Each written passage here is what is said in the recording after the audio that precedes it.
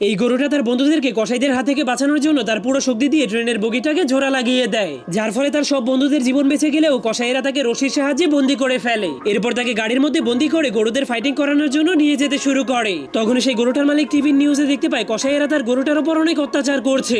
এই জন্য সেই গরুটার মালিক জলদি করে তার মেয়েকে নিয়ে জনিকে খোঁজার জন্য বের হয়ে যায়। এরপর এই লোকটা একটা লাল কাপড় নিয়ে সেই গরুটার সাথে ফাইটিং করার জন্য মাঠে নেমে যায়। এরপর তার সামনের দিক থেকে গরুটাকে ছেড়ে দেওয়া হয়, কিন্তু জনি নামের এই গরুটা ফাইটিং করতে একদমই পছন্দ করতো না। এই জন্য সে তার সামনে হাজার হাজার দর্শকদেরকে দেখে অনেক ভয় পেয়ে যাচ্ছিল।